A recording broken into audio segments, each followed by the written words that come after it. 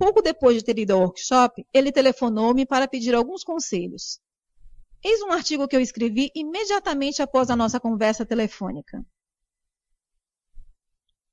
28 de setembro de 1995. O Bob telefonou-me com um problema. Ele abriu uma posição no mercado e definiu um stop. O mercado fez cerca de 1/3 do caminho na direção do seu stop e depois inverteu até o seu ponto de entrada, onde ele decidiu abandonar a posição. Quase imediatamente após ter saído, o mercado movimentou-se 500 pontos na direção inicial, mas, claro, já estava fora do mercado. Ele não percebeu o que se passou. Primeiro perguntei-lhe qual era o seu risco. Ele não percebeu a pergunta. Partiu do princípio que tinha aceito um risco, pois deu uma ordem de stop. Respondi que só por ter dado uma ordem de stop não significa que tivesse aceitado o risco do trade. Há muitas coisas que podem estar em risco. Perder dinheiro, errar, não ser perfeito, etc. Dependendo da motivação de cada pessoa para o trading.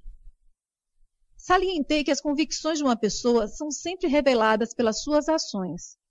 Podemos partir do princípio que ele estava convicto de que, para ser um trader disciplinado, teria de definir o risco e definir um stop. E assim fez.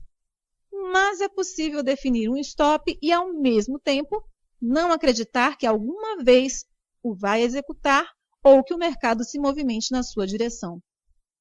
Pelo modo como descreveu a situação, pareceu-me que tinha sido exatamente isto que lhe tinha acontecido.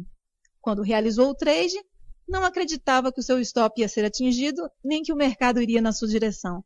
De fato, estava tão inflexível quanto a isto, que quando o mercado regressou ao seu ponto de entrada, ele fechou a posição para punir o mercado com uma atitude de "vou mostrar-te quem é que manda". Depois de eu lhe ter chamado a atenção para isto, ele disse que esta fora exatamente a atitude que teve quando fechou a posição. Disse que tinha estado à espera desse trade durante semanas e quando o mercado finalmente o permitiu, ele pensou que iria imediatamente inverter. Respondi, lembrando-o que devia olhar para essa experiência como reveladora do caminho para algo que ele tem de aprender. Um pré-requisito para pensar em termos de probabilidades é aceitar o risco, porque se assim não for, não iremos enfrentar a hipótese de não o aceitar, se e quando ele se concretizar.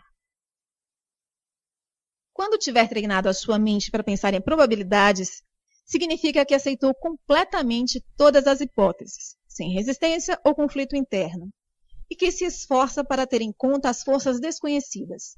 Pensar deste modo é praticamente impossível, a menos que tenha feito o trabalho mental necessário para deixar de pensar na necessidade de saber o que vai acontecer a seguir ou na necessidade de acertar em cada trade. De fato, o grau com que pensa que sabe, parte do princípio que sabe ou, de alguma maneira, acredita que sabe o que vai acontecer a seguir, é equivalente ao seu grau de fracasso como trader.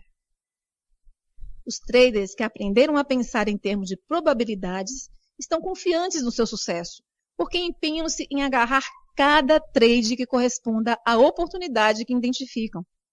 Não selecionam cuidadosamente as oportunidades, pois partem do princípio ou acreditam que vão funcionar. Nem evitam as oportunidades que, seja por que razão for, partem do princípio ou acreditam que não irão funcionar. Se o fizessem, estariam a contrariar a sua convicção de que a situação do momento presente é sempre única, criando uma distribuição aleatória entre ganhos e perdas. Aprenderam arduamente que não sabem antecipadamente quais as oportunidades que irão funcionar e quais as que não irão. Deixam então de tentar prever desfechos e descobrem que, ao agarrar todas as oportunidades, estão a aumentar o volume dos seus trades, o que, por sua vez, aumenta a probabilidade de terem um desfecho favorável, tal como nos cassinos. Por outro lado, por que pensa que os traders que não são bem-sucedidos são obcecados com a análise de mercado? Eles anseiam pela sensação de certeza e segurança que a análise lhes parece dar. Embora poucos o admitam, a verdade é que o trader comum quer acertar em todos os trades. Tenta desesperadamente criar certezas onde ela simplesmente não existe. A ironia é que se ele aceitasse completamente o fato de que a certeza não existe, iria criar a certeza porque anseia, iria ter a certeza de que a certeza não existe. Quando se aceita a incerteza de cada posição e a singularidade de cada momento, termina nossa frustração com o trading. Além disso, deixamos de estar vulneráveis aos erros que reduzem a nossa capacidade de sermos consistentes e destroem a nossa autoconfiança. Por exemplo, não definir o risco antes de abrir uma posição é de longe o mais comum de todos os erros de trading. Considerando o fato de que tudo pode acontecer, não faria sentido determinar como o mercado tem de estar antes de executar um trade para saber se a sua oportunidade está a funcionar ou não. Assim, por que é que o trader comum não decide fazê-lo ou fazê-lo sempre?